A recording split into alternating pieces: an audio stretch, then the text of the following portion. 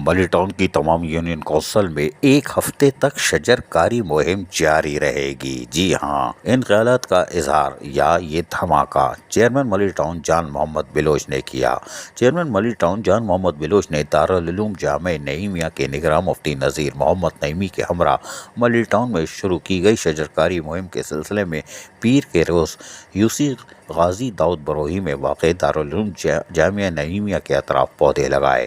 اس موقع پر خواجہ حمید الدین، deputy director park, chairman عوامی رابطہ کونسل جاوید سعید، کونسلر حسن بلوچ، اقبال الدین اور محمد علی بلوچ ان کے ہمراہ تھے۔ چیئرمین ملی ٹاؤن جان محمد بلوچ نے کہا کہ ہماری پوری کوشش ہوگی کہ ہم ملی ٹاؤن کو سرسبز و گرین بنانے کے ساتھ ساتھ کلین بھی رکھیں، اور سرسبز و شاداب ملی ٹاؤن بنانے کا مقصد یقینی طور پر لوگوں کو فضائی آلودگی سے پاک ماحول کی فراہمی ہے، جس میں جہاں پودے لگائے جا رہے ہیں وہیں ہم لوگوں کی شرکت کو بھی یقینی بنائیں گے۔ لیکن یہ ہمارے لیے اعزاز کی بات ہے کہ علماء کرام و خصوصاً دارالعلوم جامعہ نعیمیہ نے جس طرح ہم سے تعاون کیا ہے وہ بھی خوش آئندہ ہے کہ یہ ملی ٹاؤن میں لوگ اب باشعور ہیں اور یقینی طور پر وہ اپنے ٹاؤن کو سرسبز و شاداب اور کلین دیکھنا چاہتے ہیں، جس کے لیے ہم آ چکے ہیں اور ہم اپنے فرائض انجام دیں گے۔ تاہم ملی ٹاؤن کے چیئرمین جان محمد بلوچ کی طرف سے یہ اعلان کہ ملی ٹاؤن میں ایک ہفتے تک شجرکاری مہم جاری رہے گی، خواجہ حمید الدین، ڈپٹی ڈائریکٹر پارک اور ان کی ٹیم نے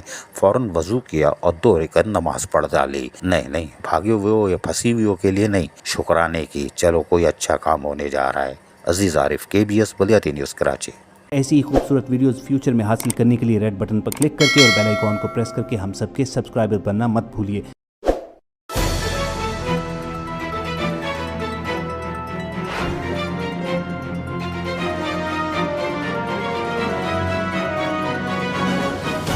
KBS بلدیاتی نیوز۔